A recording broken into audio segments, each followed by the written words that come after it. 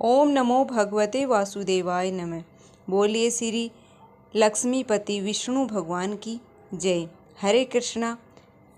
प्रिय भक्तगणों, हिंदू धर्म में एकादशी का विशेष महत्व होता है। यह तिथि भगवान श्री हरि विष्णु को समर्पित होती है। वैशाख माह के शुक्ल पक्ष की एकादशी को मोहिनी एकादशी कहा जाता है। इस दिन भगवान विष्णु के मोहिनी रूप की पूजा की जाती है। इस बार मोहिनी एकादशी 19 मई दिन रविवार को है। मान्यता है कि इस दिन व्रत करने से सभी पाप व दुख दूर हो जाते हैं। यहाँ तक कि हमारे पुराणों में कहा गया है एकादशी की महिमा इतनी बड़ी है कि इस दिन व्रत कथा को सुनने से एवं इसका पाठ करने से 1000 गायों के दान के बराबर पुण्य फल प्राप्त होता है। प्रिय भक्तगणों, भगवान विष्णु की कृपा प्राप्त करने के लिए आज हम श्रवण करेंगे मोहिनी एकादशी की बड़ी ही दुर्लभ पावन पौराणिक कथा, जिसे आप सभी भक्तगण बड़ी ही श्रद्धा तथा प्रसन्नचित्त मन से पूरा अवश्य सुनिए। तो आइए भगवान विष्णु एवं माता लक्ष्मी का ध्यान करते हुए कथा का रसपान करते हैं। हमारे हिंदू धर्म में भगवान विष्णु के कई अवतार देखने को मिलते हैं। उन्हीं में से एक है मोहिनी अवतार। विष्णु जी का यह एकमात्र स्त्री अवतार है। मोहिनी अवतार में उन्हें स्त्री के ऐसे रूप में दिखाया गया है जो किसी को भी मोहित कर ले। उनके मोह के वशीभूत होकर कोई भी सब कुछ भूल सकता है। भगवान विष्णु ने एकादशी पर स्त्री रूप में मोहिनी अवतार धारण किया था। इसी दिन यानी कि भगवान विष्णु के मोहिनी रूप में की विधि विधान से पूजा की जाए तो घर में मन में नकारात्मकता दूर हो जाती है, साथ ही सभी मनोकामनाएं भी पूरी हो जाती हैं। धन, यश और वैभव बढ़ता है। घर में सुख और शांति बनी रहती है। गंभीर बीमारियां भी ठीक हो जाती हैं। यही नहीं, मान्यता है कि एकादशी के दिन व्रत करने से बार बार जन्म लेने के चक्कर से मुक्ति मिल जाती है। व्रती मोह माया बंधनों से मुक्त हो जाता है। तो प्रिय भक्तगणों, इस दिन भगवान विष्णु के मोहिनी अवतार लेने की वजह से सबसे पहले हम श्रवण करेंगे मोहिनी अवतार की कथा। पौराणिक कथाओं के अनुसार भस्मासुर ऐसा दैत्य था जिसको भगवान शिव ने वरदान दिया था कि जिसके शरीर पर वह हाथ रखेगा वह भस्म हो जाएगा। वरदान मिलने के बाद भस्मासुर अपनी शक्ति का गलत प्रयोग करने लगा।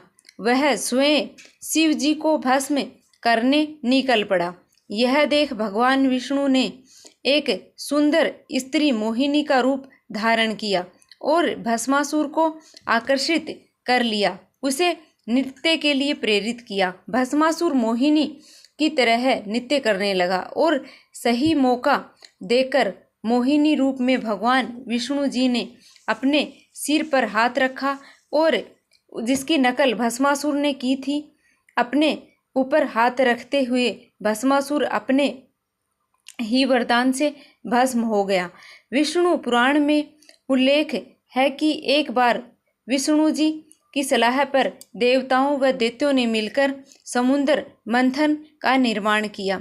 मंथन के दौरान समुद्र से 14 रत्न प्रकट हुए, जिसमें लक्ष्मी जी को तुंभमणि, कल्पवृक्ष, मदिरा, अमृत कलश धारी भगवान धन्वंतरी, अप्सरा, उच्च श्रवा नामक घोड़ा, विष्णु जी का धनुष, शंख, विष, कामधेनु, चंद्रमा, रावत, हाथी इत्यादि शामिल थे।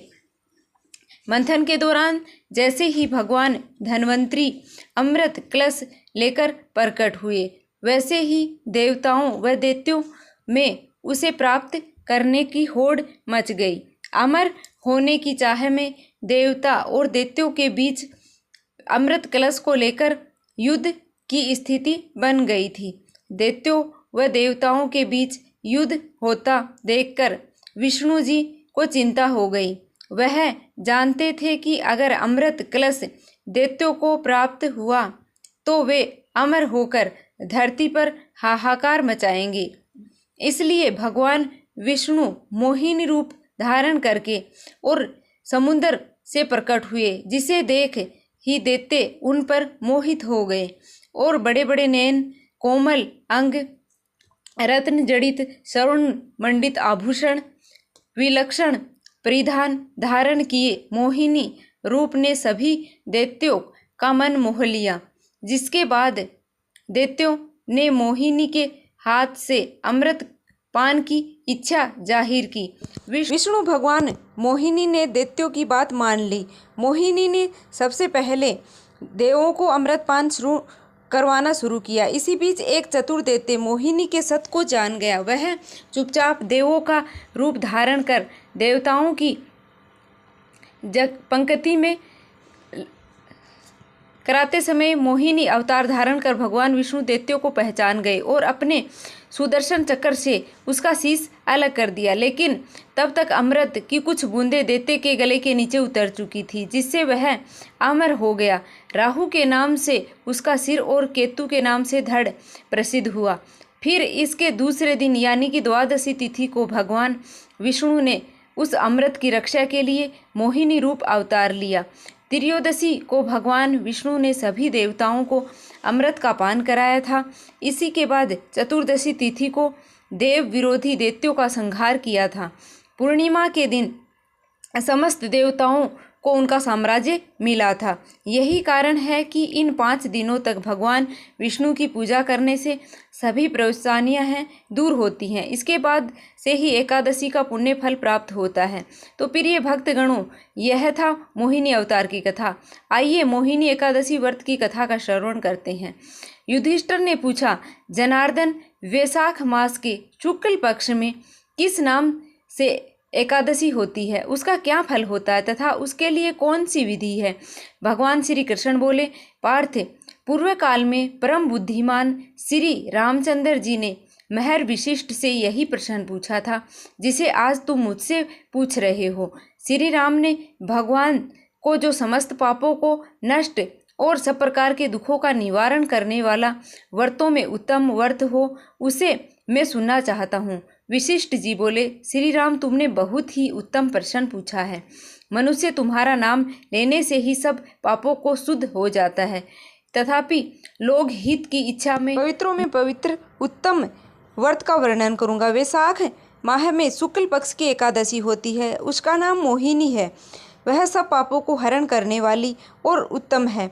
उस सब के प्रभाव से मनुष्य मोहजाल तथा पातक समूह से छुटकारा पा जाता है। मैं इस मोहिनी एकादशी की कथा कहता हूँ, सो तुम ध्यानपूर्वक सुनो।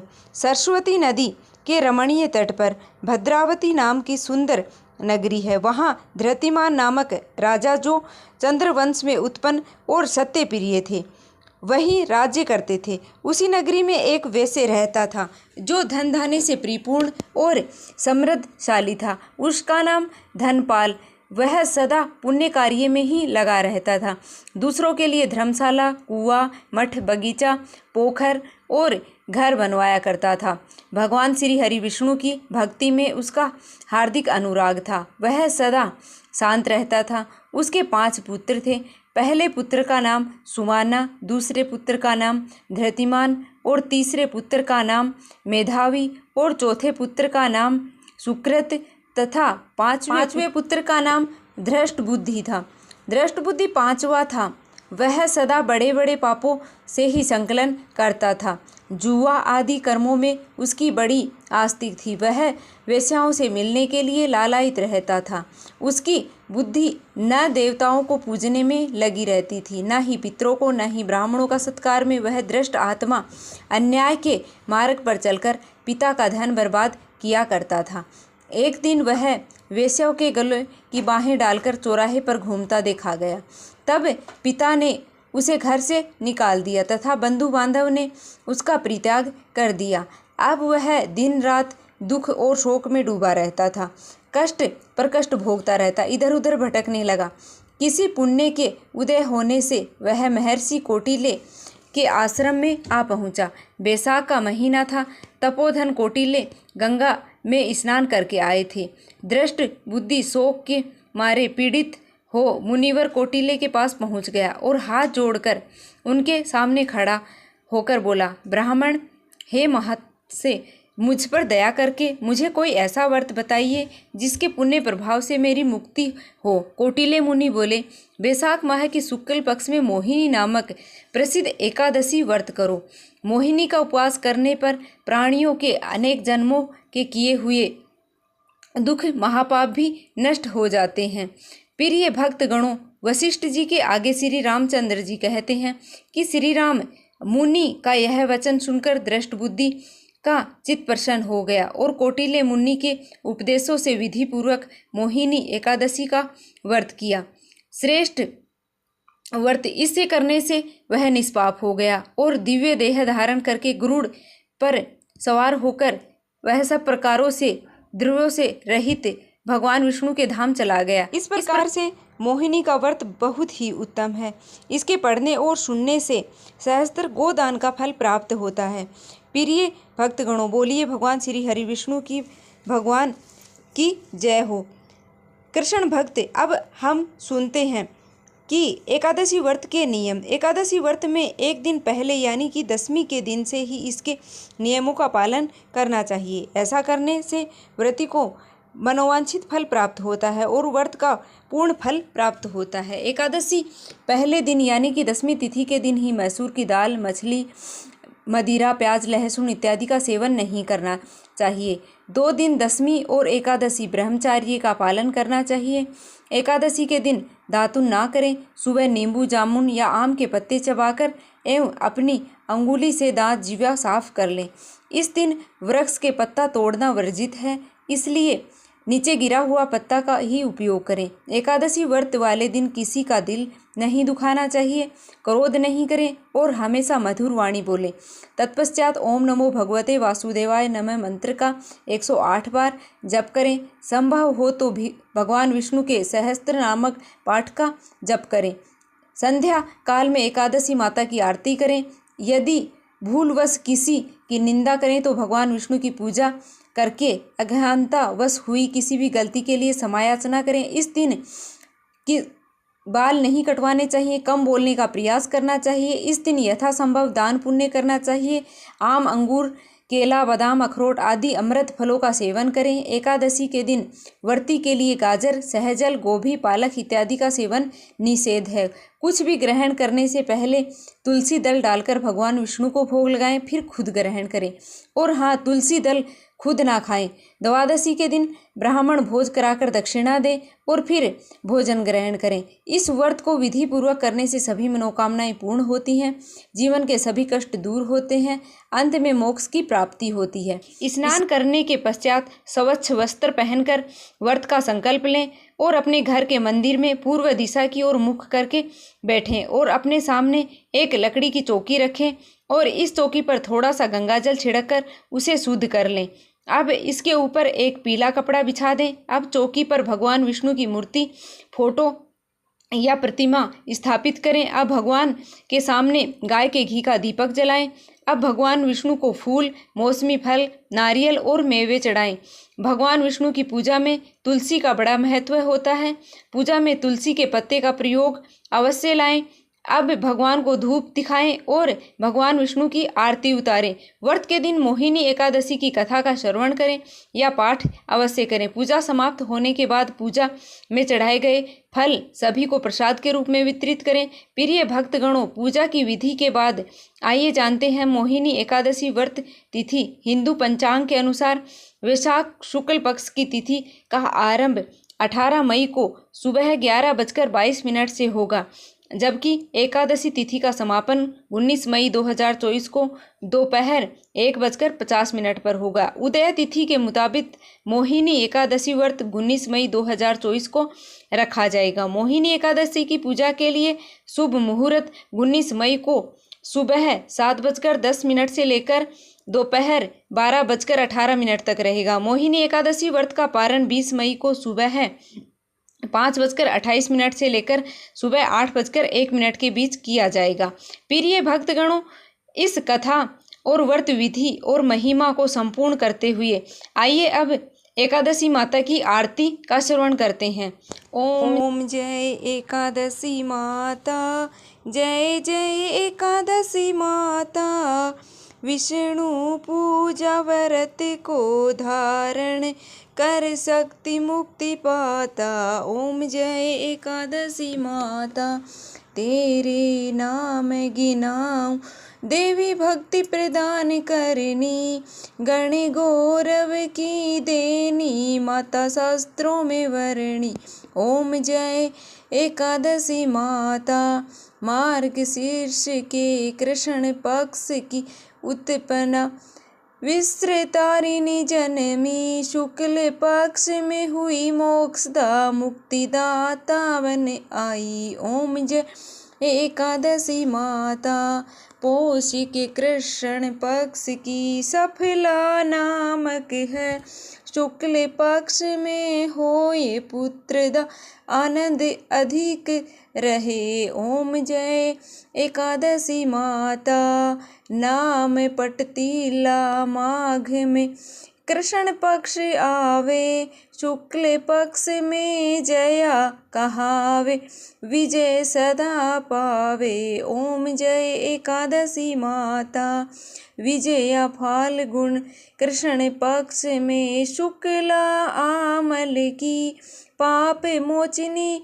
कृष्ण पक्ष में चैत्र महाबली की। ओम जय एकादशी माता, चैत्र शुक्ल में नाम कामदा धन देने वाली, नाम विरुथनी कृष्ण पक्ष में वैशाख माह वाली। ओम जय एकादशी माता, शुक्ल पक्ष में होई मोहिनी अप्सरा ज्येष्ठ कृष्ण पक्षी, नाम निर्जला सब सुख करनी, शुक्ल पक्ष रखी। ओम जय एकादशी माता, योगिनी आषाढ़ में जानो कृष्ण पक्ष करनी, देव शयनी नाम कहा ओ शुक्ल पक्ष धरनी। ओम जय एकादशी माता, कामिका श्रावण मास में आवे, कृष्ण पक्ष कहिए, श्रावण शुक्ला होए पवित्रता आनंद से रहिए। ओम जय एकादशी माता, अजा भाद्रपद कृष्ण पक्ष की परिवर्तनी शुक्ला, इंदिरा अश्विनी कृष्ण पक्ष में व्रत से भवसागर निकला। ओम जय एकादशी माता, पाप कुंस है शुक्ल पक्ष में आप हरनहारी, रमा मास कार्तिक में आवे सुखदायक भारी। ओम जय एकादशी माता, जय जय एकादशी माता। ओम जय एकादशी माता, देव उठनी शुक्ल पक्ष की दुख असके मैया, पावन मास में करूं विनती पार करो नैया। ओम जय एकादशी माता, ब्रह्मा कृष्ण पक्ष में होती जन मंगल करणी, शुक्ल मास में होई पद्मासिनी दुख दृदर हरणी। ओम जय एकादशी माता, जो कोई आरती एकादशी की भक्ति सहित गावे, जन गुर दीता स्वर्ग का वासा निश्चित ही वह पावे। ओम जय एकादशी माता, जय जय एकादशी माता। ओम जय एकादशी माता। एक बार प्रेम से बोलिए जय श्री कृष्ण, जय लक्ष्मी माता की, जय जय विष्णु भगवान की। ओम नमः शिवाय। प्रिय भक्तगणों, उम्मीद करती हूँ कि आज की यह एकादशी व्रत की कथा तथा आरती आपको बेहद ही पसंद आई होगी। अगर आपको हमारी कथा पसंद आई है तो आप हमारे चैनल को सब्सक्राइब करें और वीडियो को लाइक करें। कमेंट में जय श्री कृष्णा, जय माता लक्ष्मी, जय भगवान श्री हरि विष्णु अवश्य लिखें। आपका जीवन मंगलमय हो और खुशियों से परिपूर्ण हो, इसी कामना के साथ आपसे विदा लेते हैं। मिलते हैं अगली वीडियो में, तब तक के लिए नमस्कार।